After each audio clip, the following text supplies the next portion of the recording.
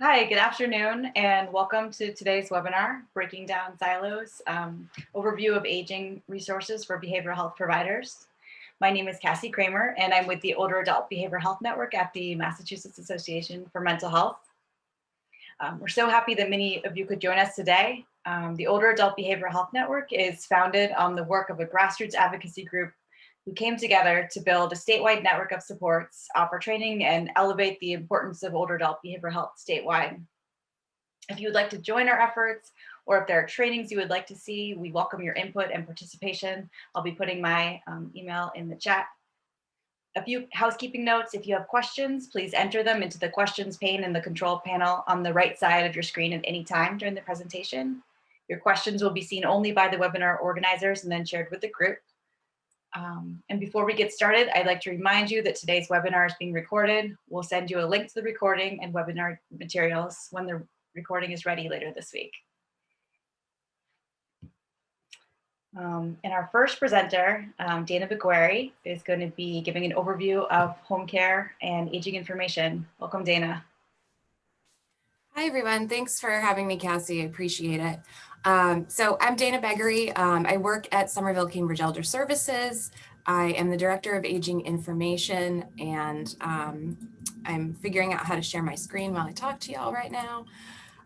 So I supervise a couple of the programs I'm going to talk about with you today, but I'm going to go over our aging service access points. Let's see here.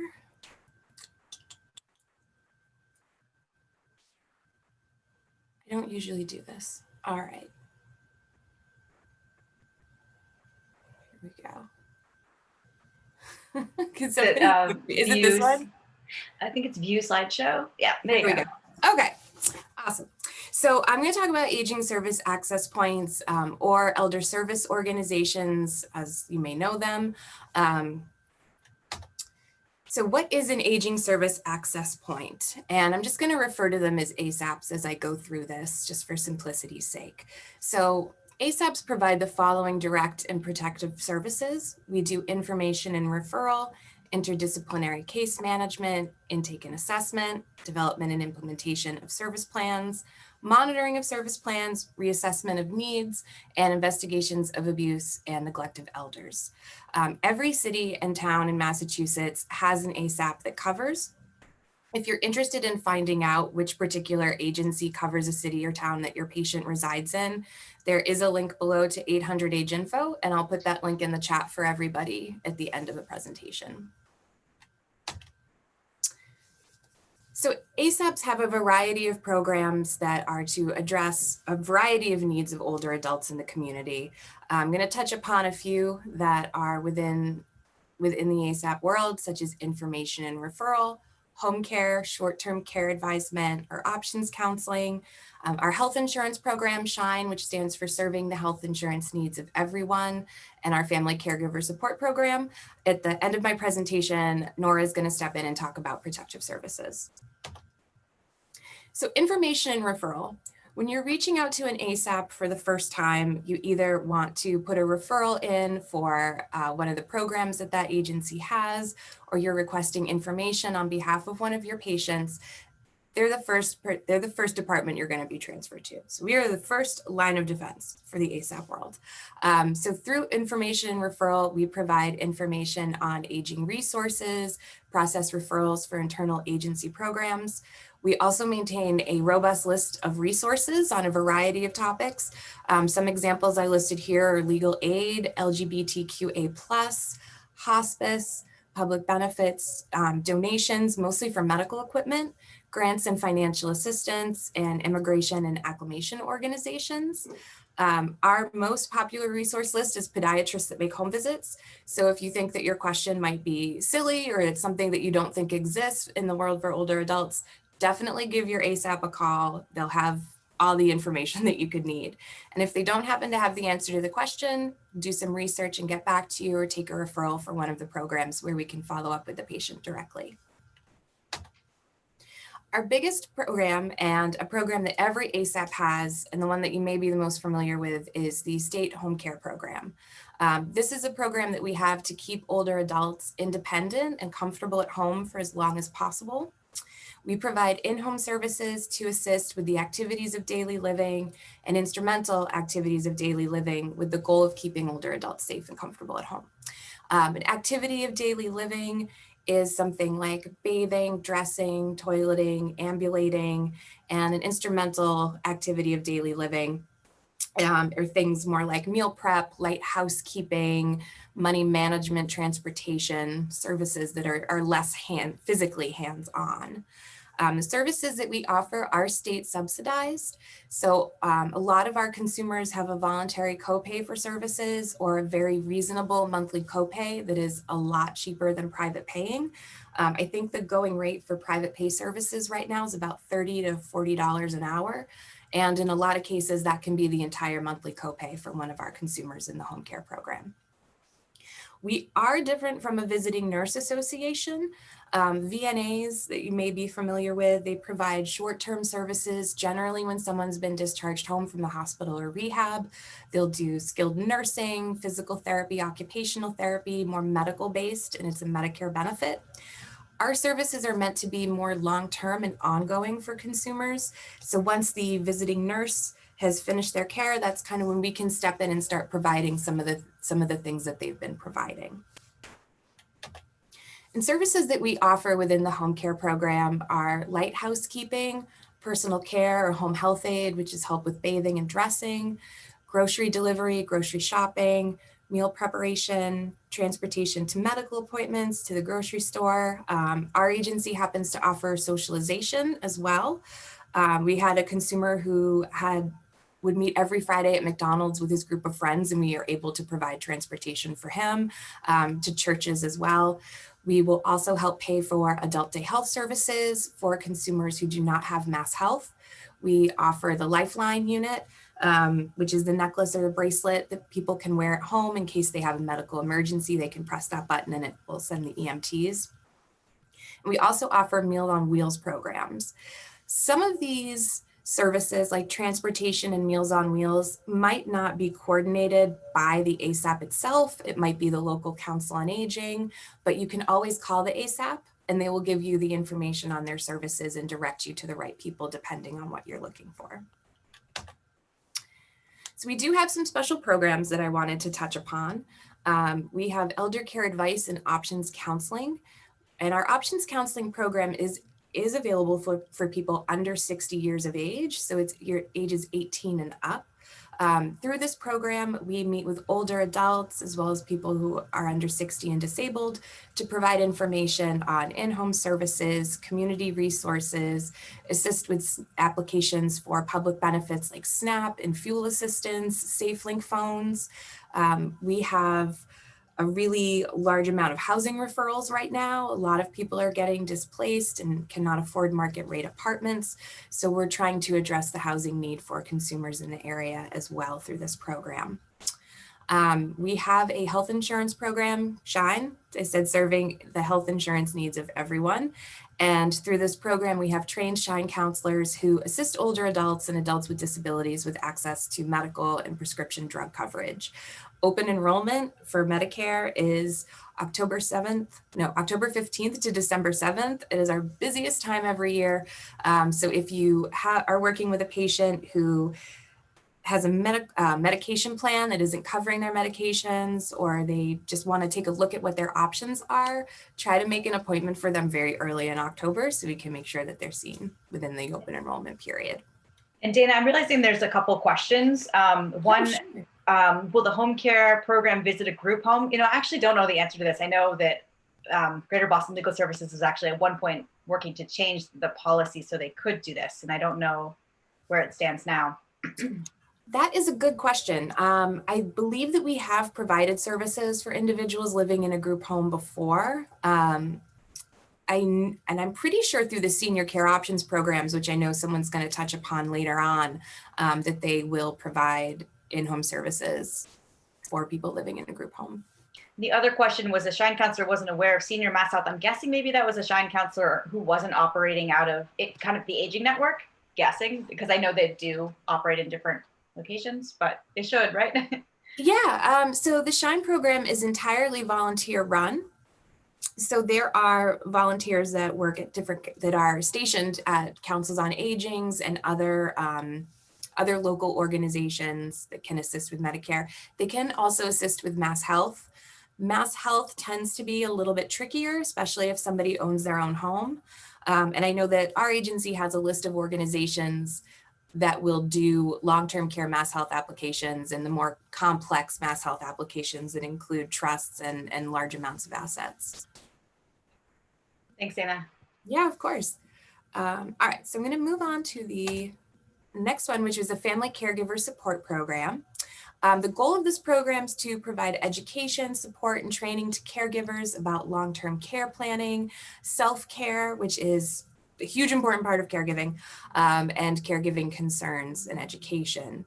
So this program is available to unpaid caregivers and formal supports who provide care for older adults, as well as older adults who are providing care for children or grandchildren.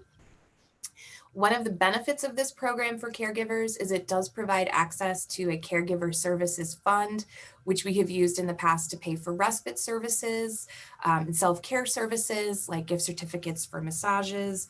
We also will get very creative, and we have paid for plane tickets and grocery store gift cards, Costco gift cards. Doesn't directly have to be related to self-care, but anything that can give that caregiver a little bit of relief, especially if they're unpaid. A grocery store gift card goes a long way. I did not create a slide for this, but we do have volunteer programs as well, and I know that those vary by agency. I can speak to what we have at Somerville, Cambridge. One of the programs that we offer is a Tech Buddies program, where we have tablets and I'm really bad with technology. What are those, the hotspots? Okay, so we have tablets and hotspots that we can give out to consumers who are trying to stay connected either to the agency or to family, friends, relatives. And we have a lot of volunteers that work on that program and can teach people how to use that technology, can set up email, can set up personal health records for them, everything like that. We have a caring neighbor program where volunteers can go visit somebody at home just for socialization. There are other programs like that, like Friendship Works, for example, in Boston, which also covers Somerville and Cambridge, is a socialization and isolation organization to address isolation. And I believe they're available also in other parts of the state. So even if the ASAP doesn't offer a volunteer program that would be beneficial to your patient, again, call information and referral. That's the one message that I want to hammer home today. For any questions you might have to be pointed in the correct direction. And that's all I had on the ASAP world. So if there's any other questions, I'd be happy to answer them at this point, and I'll put that link for finding an ASAP in the chat.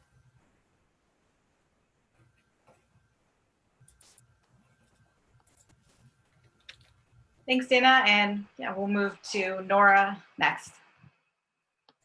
Hi everyone, I'm Norah. I'm the Protective Services Director at Somerville, Cambridge, Elder Services. Is my slide showing by chance? Are you there? It is not, Norah. It's not? Okay. It's starting to. There it is. Yeah. Great. Okay. Not sure what the delay was. Made me a little nervous. Okay. I'll try to get to full screen. All right. So we should be good to go now. So yeah, I'm Norah. I'm the Protective Services Director at Somerville, Cambridge Elder Services. Just going to talk a little bit about elder abuse and elder protective services more specifically. So we're going to talk about elder abuse, but we're considering it in the context of elder protective services. And the way that we define elder abuse is these 6 different types of abuse, and we'll kind of go over the signs and symptoms and what you might notice. But the 6 types that we work with are physical abuse, emotional abuse, sexual abuse, financial exploitation, neglect, and self-neglect. I think for context, it's also important to really think about why this topic matters. Obviously, abuse is an important topic, but the reason is it's incredibly prevalent.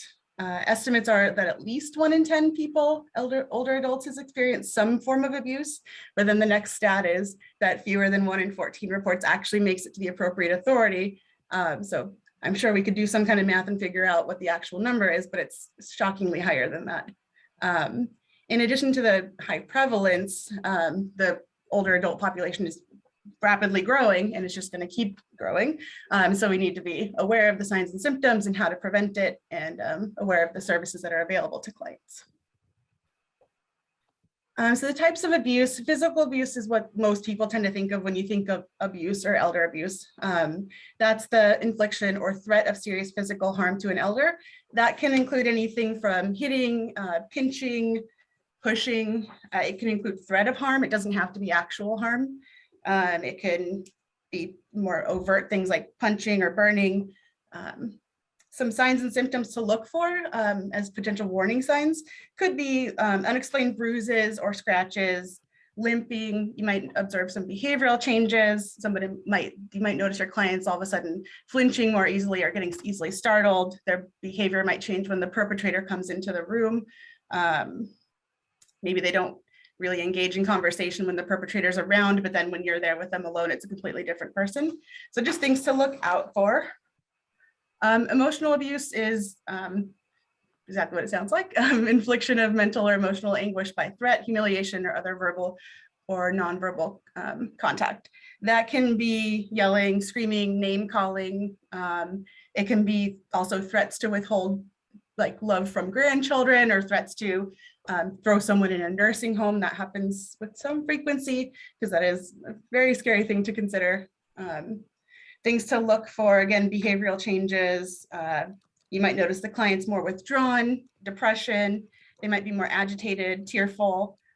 You might hear them repeating the things that they're hearing from the perpetrator. So saying negative self-talk. So that's something to keep an eye out for. Sexual abuse is a pretty straightforward allegation. That's one, we don't screen out any sexual abuse cases unless we consult with the Executive Office of Elder Affairs. That's any form of unwanted sexual contact. This can include an unintentional sexual assault or somebody, so example, we had a client before we got a report of an elder who was, had her breast touched by another elder. Upon investigation, we found out that a perpetrator actually had pretty advanced dementia and had lost sort of the ability to know when he should not be doing something. So it was still considered sexual assault, but it wasn't necessarily intentional, or there wasn't intent to cause harm. So it doesn't matter the motivations. Sexual abuse can include things like just hugging or unwanted kissing. It can also include forcibly showing someone pornography or inappropriate contact or content. We don't see that one too often, but really it's any form of unwanted sexual contact or activity without consent. Exploitation is a little bit tougher to sort of tease out, but it's the unauthorized use of funds or resources of the elder, and they're not being used to benefit the elder, but really to benefit someone else. These kind of things tend to be, they're some of the harder cases to work on, but they're cases where somebody maybe signed over a home without realizing it, or were coerced into signing over their home. It could be someone taking their debit card and going grocery shopping, but also pulling out an extra couple $100s, or using their credit card to purchase things for themselves versus for the elder. Again, they're really complicated. Things to look out for are a change in ability to meet their basic needs. So it might be not being able to pay their bills, getting utility shut-off notices, noticing that like their bank accounts rapidly dropping is something else. Not sure how often people are seeing bank statements, but if you can and you notice something suspicious, you can give us a call. Next is caregiver neglect, which is a fairly common thing that we deal with. It's the refusal, failure, or inability of a caregiver to provide one or more of the necessities essential for physical well-being, including things such as food and nutrition, clothing, so providing winter clothing when it's winter, or summer clothing when it's summer, so that they're wearing weather appropriate clothes. Personal care, so if they're the primary caregiver and are not providing things like bathing or toileting assistance, and that's leading to skin breakdown, that would be considered caregiver neglect. Something that's been coming up way more frequently has been failure to provide adequate supervision, and that's leading to wandering. Obviously, it's very concerning. And another big one we see is missing medical appointments. So the caregiver is in the role of a caregiver, but they're not fulfilling their duties, basically. It doesn't always have to be intentional, and a lot of times it's not intentional. There's no intent to like cause harm. They just aren't able to meet the client's needs or the loved one's needs, and they don't know what resources are available. And the last one is the most common one, which is self-neglect, which is basically the same thing as neglect, except it's the elder doing it to themselves. So they're basically not meeting their basic needs. So it could be not providing adequate food for themselves, whether that maybe they're diabetic and eating inappropriate food that's not good for their diagnosis, wearing inappropriate clothing when they go out into the community. So an elder may be wearing a heavy winter jacket in the summertime when it's 102 out, and obviously that wouldn't be the best thing to be wearing. And there's potential for harm to the elder. So heat stroke, something like that. It can be failing to provide adequate shelter for themselves, which can look many different ways. It could be someone that has been unhoused for a long time and maybe their capacity is changing and they're no longer able to protect themselves. That could be self-neglect. It could also be facing eviction. Something that people don't often think we do investigate is eviction, and that is considered a form of self-neglect. It doesn't have to be a result of the elder's actions or inaction. It can be because the house is being sold and they're losing their housing. We can still investigate that. It still just falls under the box of self-neglect. We see pretty often people failing to follow through on their medical care, so missing regular medical appointments, not taking their medications as prescribed, not filling their meds, and obviously you need them and they're prescribed. So that's a pretty big one. I want to say I haven't done stats in a while, but at least 50% of our cases are self-neglect, if not more than that. Hoarding, also forgot to mention, that is one of the bigger ones that we encounter a lot, and something that became more prevalent over the pandemic when people weren't getting into the home as often and weren't seeing things and catching them early. There's also a shortage of services right now and workers, so it's a complicated time. So that one's becoming more common. Hoarding then leads to safety issues and then could lead to eviction risks or the home being condemned. Norah, there's a question in the chat, but also thank you for this overview. And I think there's often a stereotype that it's like a punitive thing to refer to protective services. But yeah, I think you're explaining how protective services, isn't necessarily making an accusation and can be, a real part of a team support. And the question is, once an assessment of needs is done, how long is the wait for services to begin? That is a very complicated question. We unfortunately in protective services don't have any power to speed things up, and if there's a lack of workers, we can sometimes push things forward a little faster or try to expedite if it's a really high risk case. But I'm not sure how long the wait is currently. It's at least several weeks. Do you happen to know, Dina? I think it's several weeks. For some services like homemaking and help with bathing, it can be maybe even months at this point. Heavy chores are really high, a very long wait list right now for heavy chore services, which is unfortunate since there's so much hoarding. With some of our clients, we can try to get them in faster by being on cancellation or wait lists, which is helpful. And sometimes knowing that protective services is involved and that services are scheduled is enough to kind of take the pressure off and avoid an immediate threat of eviction. Yeah, exactly. And we'll kind of get into a little bit more about protective services, and I'll try to speed through it since I'm taking up a lot of time. These are just risk factors. They're risk factors for most things, but things that make people more vulnerable to being victims of elder abuse. So social isolation, so having less support, maybe someone not catching things early on. Poor health makes people more vulnerable. Females tend to be victims more often than males. As you get older, the effects of elder abuse can be significantly worse for you, and the impacts can sort of spiral from there. Not having enough social supports can be a risk factor. I added caregiver stress on here, but with a caveat that caregiver stress does not cause elder abuse. So it's never an excuse for elder abuse, but it might mean someone doesn't have the supports in place to provide the level of care for their loved one, or maybe their needs have changed dramatically. So we sometimes see people that are wanting to do the best, but can't because of lack of support, but it does not and is not an excuse for elder abuse. All right, so just a little bit about PS specifically. So the Mass General Law 1980 was created in 1982. Every state has a adult protective services program. In Massachusetts, we work with people that are 60 and over. So other states might be 18 to 99 or whatever till death, but we're only 60 and over. Disabled Persons Protection Commission covers 18 to 59. If someone's going to turn 60 during our investigation period, so during the 30-day period, they would technically fall under protective services.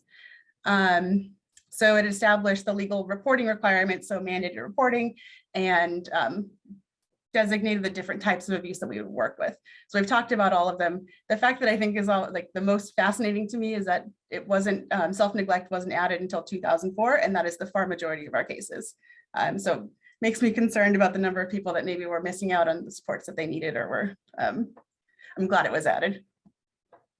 So with mandated reporting, I'm assuming everyone on this call is probably a mandated reporter, and you need to file reports if there's suspected abuse. And the definition is basically just any reasonable cause to believe that there might be abuse happening. You have no obligation to investigate. You get to leave that to us to handle. So just file a report.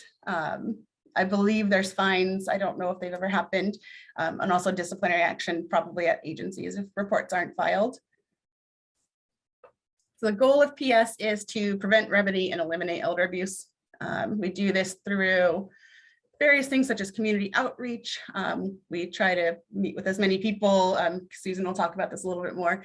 We do collaborations, community training such as this, and then the bulk of our work is the actual protective services, investigations or assessment, and ongoing services. Outreach has been a little bit harder during COVID, just the nature of things, but we're happy to be able to do these kind of things. This is like this protective services process. And I'm going to show a map that's like a little bit more detailed and kind of confusing, but hopefully it will make sense. So this is the life cycle of a protective services case. At intake, that's the point when a report is filed. So if you call the elder abuse hotline and file a report or do it online, the intake is funneled to the appropriate agency based on the client address. So like Dana said, there's an ASAP that covers every single city in the state. The same thing for protective services, which looks different than necessary, like the ASAPs that cover home care services. So you don't have to worry about that. Just call and file or do it online. The intake gets funneled to the appropriate agency. So when it comes to us, we have a supervisor that reviews the case. So it's me and another screener. We review them and kind of look at the risk factors. We're really looking at imminency of risk. A couple other factors that we consider are, have they been involved with protective services before? Do they have capacity? Are they connected with other services already? Basically looking at a bunch of stuff. And I think there's a slide later that gets a little bit more detailed. But we make a decision about whether a report's going to be screened in and assigned to a protective service worker and an investigation done, or screened out. If a report is screened out, you should always be notified of the reason it was screened out and what other supports or resources might be more appropriate. If you don't, just call the agency and check in, and you should be able to get an answer about that, but you should be getting phone calls. If it's screened in, there's 3 different levels that it can be screened in as based on the immediacy of harm or risk. So emergency is something life-threatening, something needs to be done immediately. So we have 5 hours to respond. This could be something like suicidal ideation, someone's services stopping, physical abuse, sometimes if the perpetrator is still around, sometimes financial exploitation if there's significant loss of funds and the assets aren't protected. But we have 5 hours to respond. Rapid, and it's just doing something to alleviate the emergency need. It doesn't necessarily mean meeting with the elder. It might mean confirming that they're at the hospital and will be safe until we can meet with them. It could be contacting the bank and asking them to freeze assets, something like that. But we have to do something. Rapid gives us 24 hours, so it's still urgent, but not quite as urgent. We have 24 hours to do something. Usually we still do it within 5 hours just because like we want to make sure the person's safe. And then a routine is something that's less urgent, but still needs protective service involvement. It could be, these typically are maybe service needs, but the VNA is already going in, so they might not be as at imminent risk, or eviction tends to be routine because we get involved pretty early at the notice to quit stage. So they're not at risk of actually losing their housing within the next 5 days. So we'll meet with them. We do the investigation. that's the point when we're trying to get as much information as we can about the case. We meet with the elder, we talk with them about the allegations, we speak with collaterals. Actually, I'm going to skip over this real quick and go to put that on hold. So just some facts about filing PS reports. Your identity is confidential. We can never confirm or deny who filed the report. Even if it's obvious that it was you filing the report, we will never confirm or deny it. And I believe the only person that can ever know who filed is possibly the district attorney, which isn't often. So yeah, we don't confirm or deny who filed. We try to deflect the questioning and try to explain that it's more that we want to provide support and someone was concerned and that's why we're here. There's two ways to file a report. You can do it online or via the statewide hotline. They both end up at the right place. Most important is never, ever, ever file emergency reports online. So no physical abuse, wandering, anything that's really urgent, don't file it online because it doesn't necessarily get to us as quickly. So if we filed something online at 5 p.m. on Friday, someone might not see it until Saturday morning, which is a big gap in time if someone's missing. So if it's something urgent, always just call the hotline and file, and then they can notify us, even if it's after hours. They'll give us a heads up. More information, the better. If you can provide a phone number for us to reach you so that we can ask follow-up questions, that's really important. And if possible, also file as early in the day as possible. We know that's not always reality. Life happens, social work is challenging. So sometimes at 5 p.m. emergencies happen and we totally understand. But if you know about something earlier in the day, it is good to let us know. Kind of touched on this already, but things that we're considering when we're screening is previous PS history. Do they have supports already? What are the nature of the allegations? The relationship to the perpetrator, because there has to be some sort of ongoing personal relationship with the elder. So it can't just be a stranger, although even that gets a little complicated because sometimes we do get involved. We're looking at imminency of risk, protective factors, and we have a screening matrix that we use that kind of helps us determine, kind of guides us a little bit more. This is why I skipped earlier. So what we're doing during the investigation is meeting with clients. We interview collaterals. Important thing about assessment investigation phase is that we do not need consent from the elder. That was a change several years ago. That consent was no longer needed. So we can interview people against people's wishes. So if an elder does not want to participate with us, they don't have to, but we will proceed. The way that we do that though is like being very mindful of who we speak to, and we use a balancing test to determine, is it appropriate to contact this person? Do they have information that's vital to the investigation? And will contacting this person place the elder at increased risk? If the answer is yes, it will increase risk, we're not going to talk to that collateral. So we don't go kind of wild and interview everyone possible, but we try to get as well-rounded a picture as possible, but also while considering different factors. And Norah, there's a couple questions in the queue, and one of them is about assessment, so it's a good time. How culturally competent are PS teams? Is language and culture addressed in assessing elders? And I'll say, like from my perspective, I think there's always room for improvement, and certainly, actually, this is one of the areas the Older Adult Behavioral Health Network has identified as a good target for future trainings. But I'd say it varies regionally how diverse the teams are. I think our Somerville Cambridge has actually a pretty diverse team. Yeah, and the other question, and I'll let you answer that as well. Yeah, I think you did a good job. It varies from agency. We obviously try to, when we go out and meet with people, if they speak a different language, we will bring an interpreter. The goal being to bring an in-person interpreter because that's much better than phone. We have language capability. We're also one of the odd ASAPs, or protective service departments, that has all male workers right now, which is not typical in social work field. We have 4 workers and that are all male, and then 2 supervisors that are female, myself and Lara Collins. But yeah, there's always room for improvement. And yeah. The other question, do ASAPs and protective services refer for legal services? Yes, we do, with consent from the elder. So if it's something like, which kind of, I'm going to skip through this, I guess. So when we get into the ongoing services phase, that's when we would mostly start making the referrals to supports that can help the elder address the risks or mitigate risks. So some of that, if it's eviction, we would make referral to legal services if they're on board with it. During ongoing services, if the elder has capacity, that's when they have the right to refuse to work with protective services. So if they don't want to, we can't force them. But at this point, we would try to connect them. In our area. We have de novo for housing advocacy and Cambridge Somerville Legal Services, or GBLS, to refer to. There's also, we're actually very research rich in Somerville and Cambridge.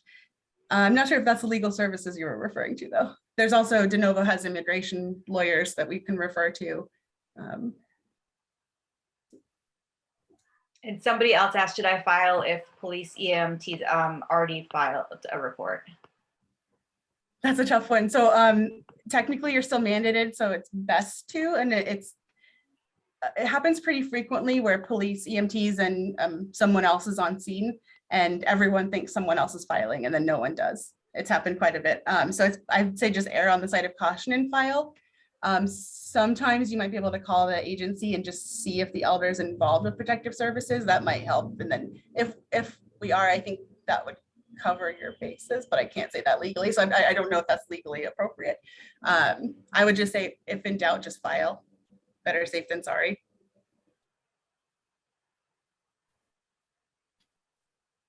No more questions right now? Not now. Cool. Thanks. Okay. When we're making a disposition investigations, our threshold for making a substantiation, so saying it's we're going to move into ongoing services, our threshold is extremely low. It's 51%. So is the allegation more likely happening or not? So it's pretty easy to substantiate a case. We do really thorough investigations, especially if we're going to unsubstantiate, just to make sure that we have everything we need and that we're making an informed decision. We also look into capacity and insight into the risks. During ongoing services, we're trying to connect the elder with services. That's the whole goal. We're short-term and crisis oriented, so we try to be in and out within 4 months when possible. That's not always possible. Evictions, they take a long time. There's all kinds of other factors, but the goal is to stabilize and then connect the person with more long-term supports. Oftentimes home care, connect program, mental health supports, can look all kinds of different ways. And one of the most important program philosophies is that everyone has the right to self-determination based on their ability to make decisions. So what we're doing during investigation is also assessing insight and capacity. We speak to primary care providers. We can do capacity assessments if needed. But if somebody does have capacity, we're kind of stuck between a rock and a hard place sometimes, where the person does have the right to make poor decisions or ones that place them at risk. And it's tough. And we don't like that any more than anyone else does, but it's just an unfortunate factor. Sometimes we just focus on harm reduction and keeping a good relationship with the person, knowing that maybe they might come back to protective services. If they're high fall risk, we might encourage them to get Lifeline. We can refer to Samaritans. Connect program has been a massive support for us. Elder mental health outreach team. We'll do anything we can to sort of mitigate the risk. And but if the person lacks capacity, that's where it gets really tough. But ultimately, an older adult has the right to make a decision for themselves, whether it's something we like or not. And our goal is to be least restrictive and most appropriate. So we're trying not to intervene too much and keeping the person's dignity and ability to make decisions for themselves and sort of guide things within reason. We try not to go for guardianship or conservatorship or do more intensive legal interventions just because it is really extreme and that's taking someone's rights away. So we try to exhaust every other resource possible, but sometimes we do have to.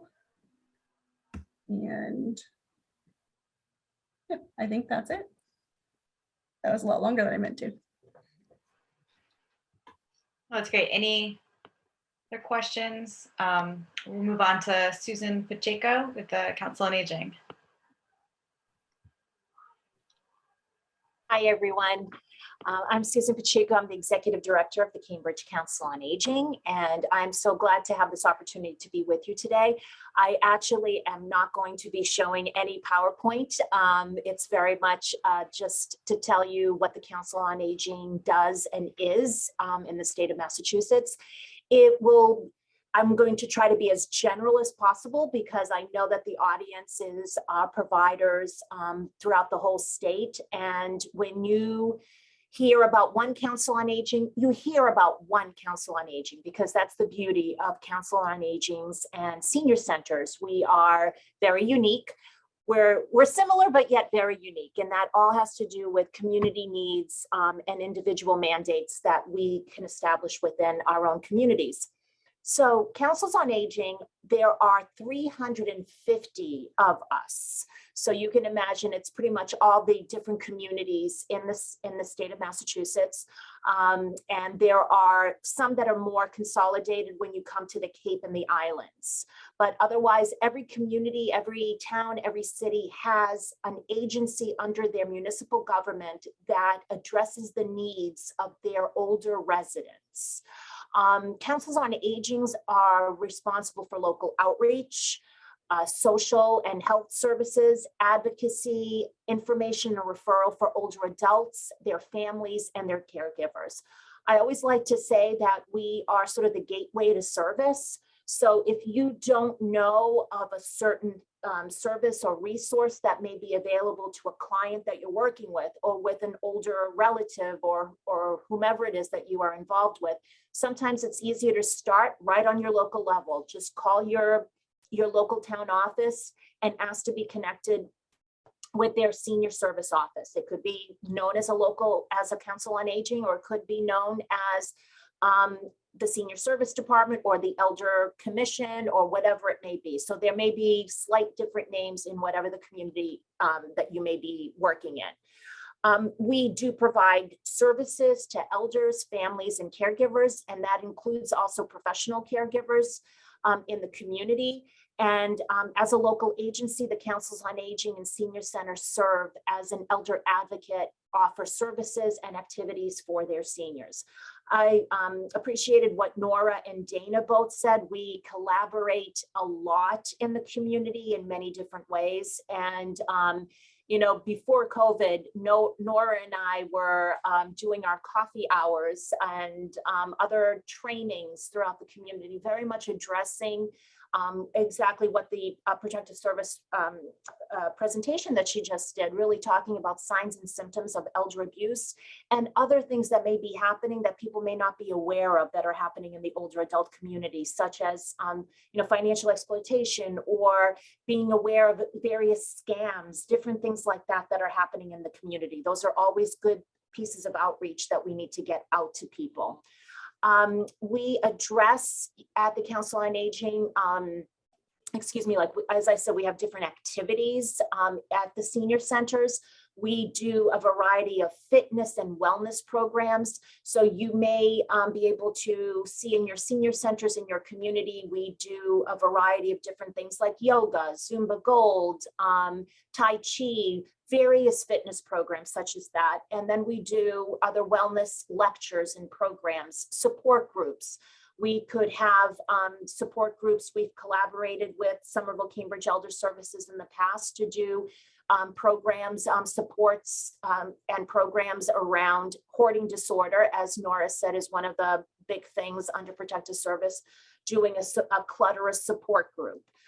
We've done different programs together addressing memory support. And primarily the latest thing that we had done pre-COVID had been the Memory Cafe. Perhaps many of you have heard of this model throughout the communities. That's really addressing anyone with dementia as well and their caregiver, participating in activity together here at the center. We do various health screenings. We could have, you know, blood pressure screenings, different glucose screenings, eye screenings. It could vary using different providers and healthcare facilities in the community.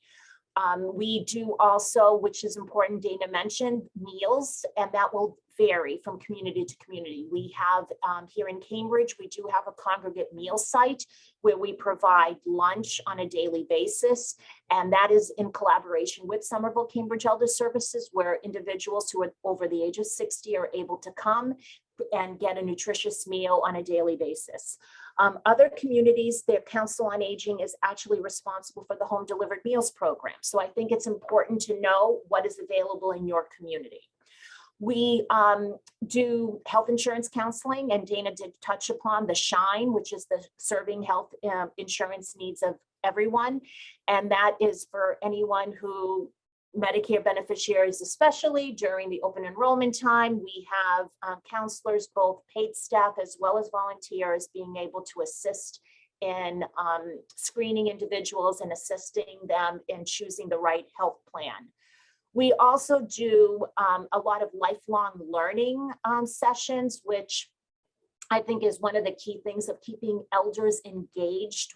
I think the primary thing that we want to focus in on is making sure that the older adult remains, social, is not isolated. If we keep them social and non-isolated, they most definitely, cognitively, they will do well. Physically, they will do well.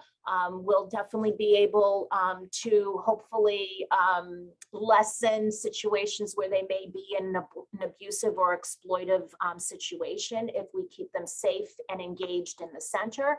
So the senior centers really serve as an important location for individuals to be able to come participate in various different activities, as well as socialize with their peers, and also have access to social workers and other counselors and other staff that are equipped to be able to work with them on various things, ranging from housing to, we also address the behavioral health issues, et cetera, doing some intensive case management.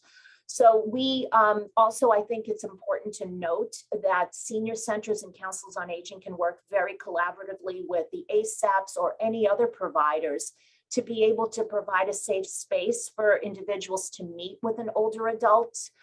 And I think we've played that role for many times where, I see Cassie nodding on this, where I know Cassie has met with a client here in the center, or Norah has met with someone, because it provides a safe location where the individual can meet very, openly and feel that they can communicate whatever's going on with them with their worker.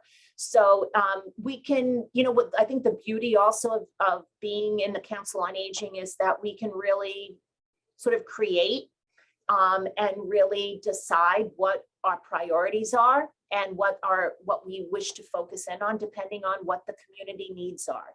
So you may find that one community is more focused in on age-friendly initiatives or dementia-friendly initiatives, or more under the behavioral health.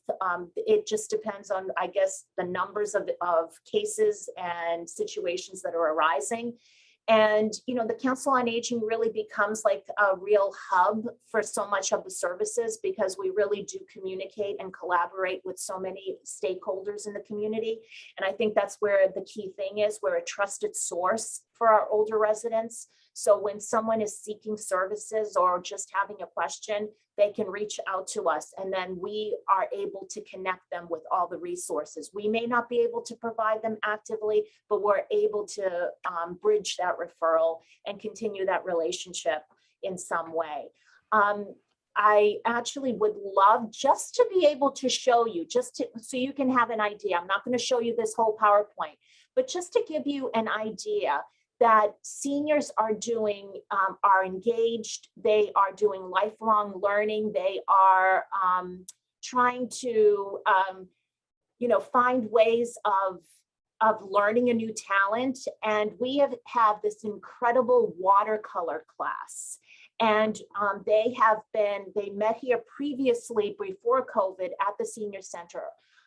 In person, but since COVID, they have been doing this virtual. So it is amazing to me that they are able to do this virtually, but they just recently had an exhibit, and their exhibit was called Looking Back at 2021, A Year of Making Art. This really shows the resiliency of our older adults in the community. And I just wanted to share just a couple of slides just so you can have an idea of some of, let me see if I can get, okay. Just wanted to show a couple of different pieces here. Can everyone see that? just, you can see like a sanctuary stream. Yeah, we can see it. It's beautiful. Thank you. I know. I just want to show just a couple of these beautiful pieces. And this is just to show that senior centers, I think everyone always thinks they might be just around, sitting around playing bingo or not, you know, just conversing, but they're connecting in so many different ways.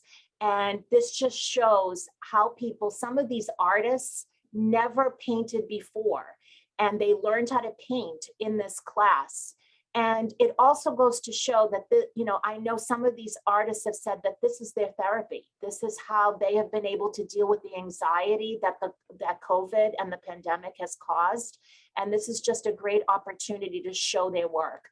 But I just wanted to show you a couple of pieces because I just, again, older adults, we talk about their resiliency and, you know, making sure that we keep them as connected as possible.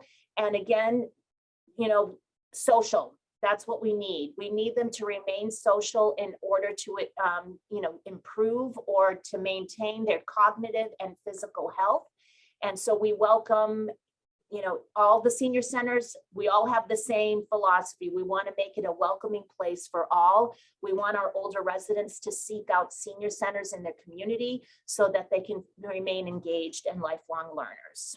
Thank you. Thank you, Susan. And I would say it's also a really good opportunity for providers. For example, we've hosted recovery learning communities, have come to the senior center and had people sharing their recovery stories. And that was really well received. And I think a few senior centers will host like a NAMI family to family group. So I think contact your local senior center if you have ideas and or want to present. I know a lot of people are looking you know, for that kind of support, and they would be happy to host an event. Yes, absolutely. Always welcome. And there's also a question about whether services and offerings are online. I think the answer is yes. Yes, we 2 years ago when COVID hit us, we did nothing online. And now we are virtually, all of our programs are completely virtual. And again, community to community, it varies. Make sure that you contact your local council on aging to see what they're offering online. Some have more capacity than others. We do not have a residency requirement. So if there is someone that you're working with that's over the age of 60 and you look online and you see a program that your client might be interested in, please do call and register, and we will give you information on being able to have your client join that program or activity. And I can put a link to Massachusetts Council on Aging on the org in the chat. Cassie. Yeah, Yes, they'll have please. the full list Yes. of offerings. Any more questions on councils on aging? Thank you, Susan.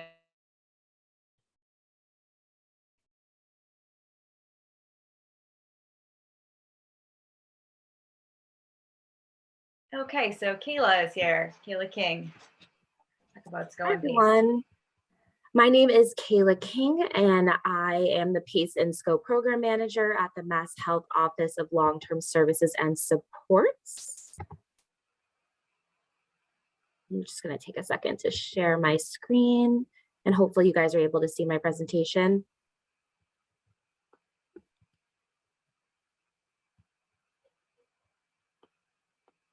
Are you guys seeing my slides? Mm-hmm.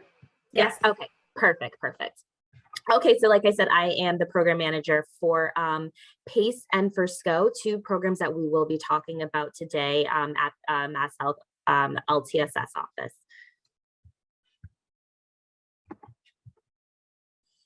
Okay, so the team that I work on is the integrated care team, and we currently have 3 products, which is OneCare, PACE, which is the program of all-inclusive care for the elderly, and SCO, which is senior care options. Today, I will be talking about PACE and SCO. So some of the objectives for these integrated programs are to support members to stay in their homes and communities by integrating all aspects of preventative, acute, behavioral health, and long-term care.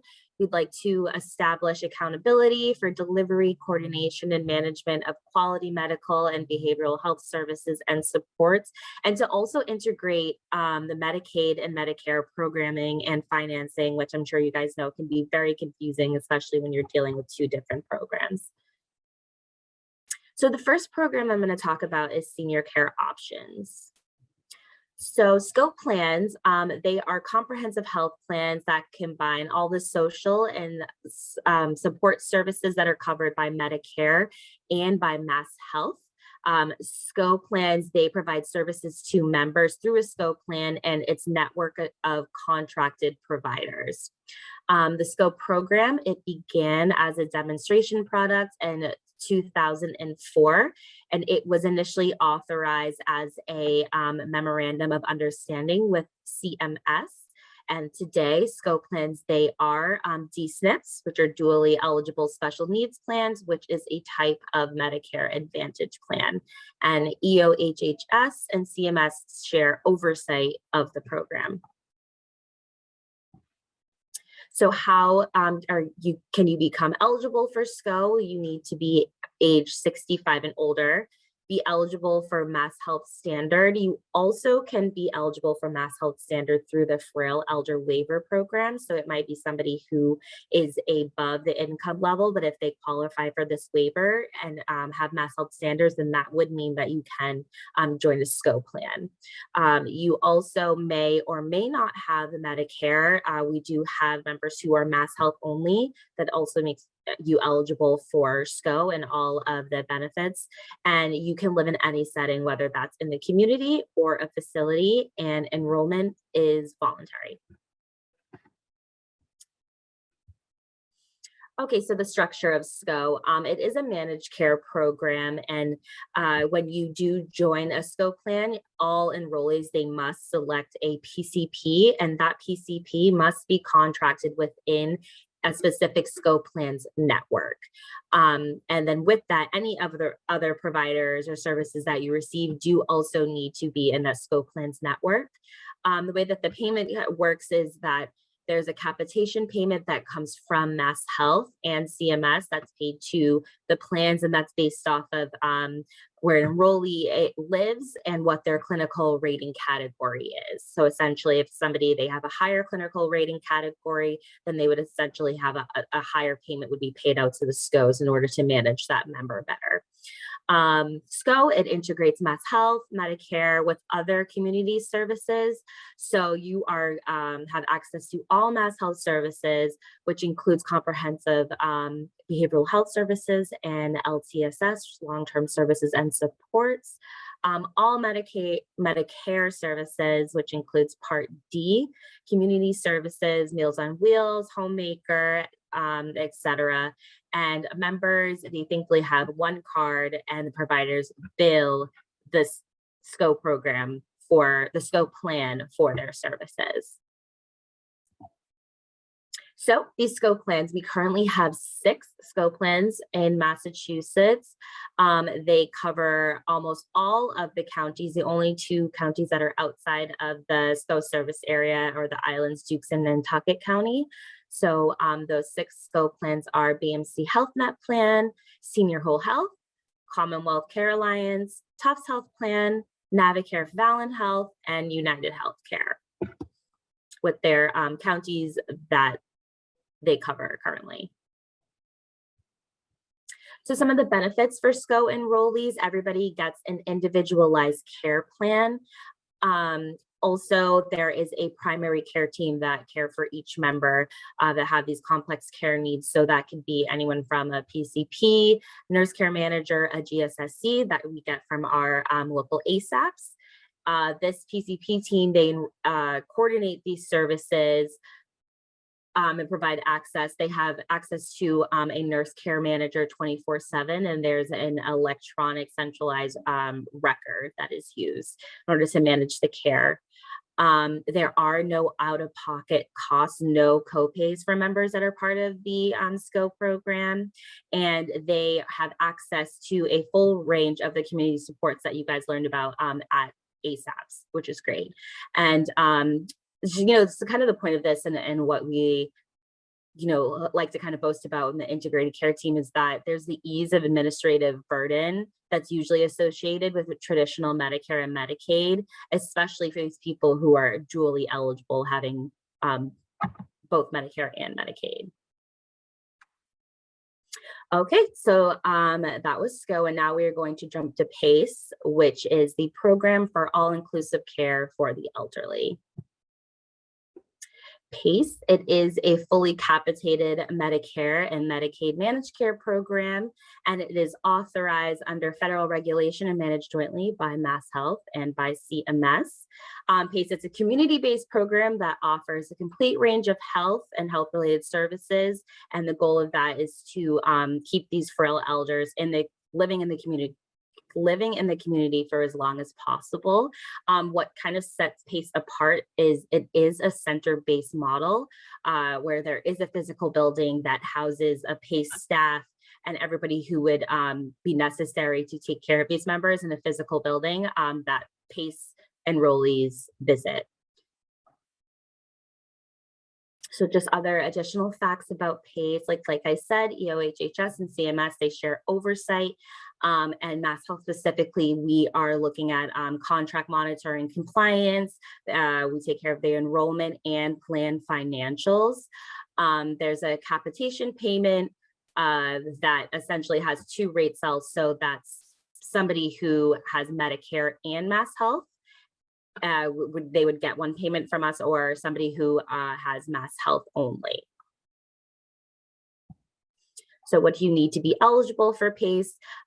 Age 55 and older.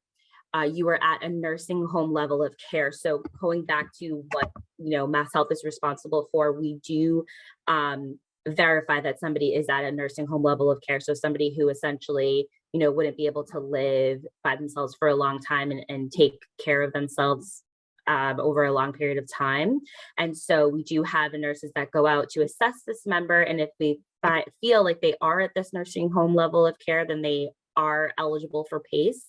They also need to live in a PACE service area, able to live safely in the community at the time of enrollment. If somebody is a PACE member and eventually they cannot be living safely in the community, they are still able to stay in the PACE, in their PACE program, and PACE would help coordinate those services that they would need.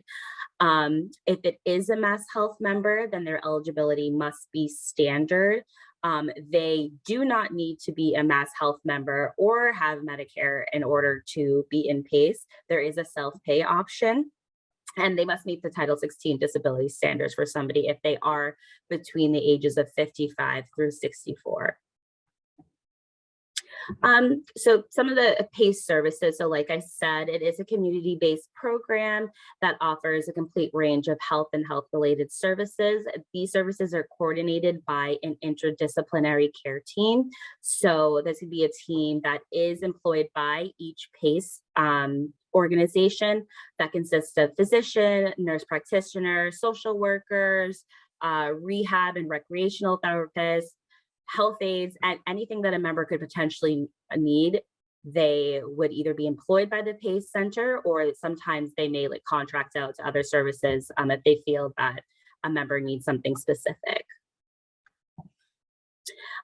So PACE, they work in partnership with each participant in order to create an individualized care plan in order to meet the best needs of each person. And they deliver all needed medical support services, including hospitalizations, rehab services, and long-term care services. And like I said, at medical care, it's provided by a PACE physician familiar with the history, needs, and preferences of each participant. So enrollment in PACE is voluntary, and they must receive all services except for emergency services from the PACE network of providers. PACE providers are at full risk for all services received by their participants from PACE. PACE, they're paid a monthly capitation rate from both MassHealth and Medicare. And like I alluded to earlier, participants, they do not need to have Medicare or Medicaid to be in PACE. There is a self-pay option. Somebody is over the age of 55, and if they have been deemed nursing home certified, then they can apply to be in PACE. And so that's essentially what's talking about below in the conditions and limitation, is that there is a pre-admission screening that is done by Mass Health, doing an MDS assessment in order to decide if they are nursing home certifiable. And Kayla, there's a question for one of the attendees, and these are great questions, and I'm glad you're here for Mass Health, and hopefully you know the answer, because these are tough questions and important ones. What about someone who is approved for nursing home, LOC, and living in a DMH group home? They're living in a DMA group home. That is a fantastic question. I think the answer would be, I'm not 100% sure if that would be considered living in the community. If that type of setting is considered living in the community, then yes, they would be eligible. I don't want to say 100% yes, because I'm not as familiar, but that's something that I could 100% follow up on. Yeah, that would be helpful and good to know for all of us. So yeah, and even kind of a lot of us are seasoned in the field and don't know. So kind of shows Yeah. how I think, yeah. Somebody else asked, what about someone over 55 who's under the insurance of an ex-husband with chronic mental health conditions, a lot of physical issues? Basically, would this person qualify for PACE? Well, so in order to be in PACE, it depends on what they are covered for before. They would have to disenroll from whatever that other health insurance would be, because then like PACE essentially would be their insurance. I found that the local PACE teams are pretty friendly about kind of taking referrals and looking at these individual situations. And yeah. Definitely, yeah, they are definitely like the subject matter experts, especially with everything to do for applying, because it is a lengthy application process, but they are definitely the subject matter experts when it comes to that. Thank you. I think I got all the questions for now. Thanks. Okay, yeah, no problem. So just kind of wrapping up here, there is another program that I didn't talk about that is called OneCare, but we just put it on here just to kind of show the 3 products that the integrated care team that we manage. The first one being OneCare. These are for people who are age 21 to 64. It's pretty similar to SCO, where somebody needs to be eligible for Medicare and Mass Health, standard or common health, be disabled. It's been around since 2013 and about 32,000 participants right now.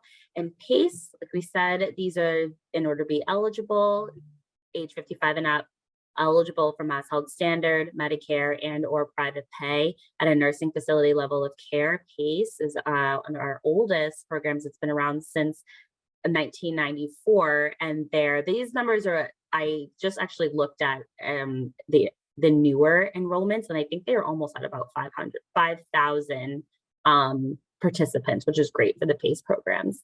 And for senior care options, be 65 and up and eligible for Mass Health Standard. It's been available since 2004, and they are actually have just crossed over the 70,000 member threshold. And so the care coordination for each of these programs are handled by the programs themselves. So through the OneCare plan, PACE handles the care coordination. So does SCO plan, they handle their care coordinations.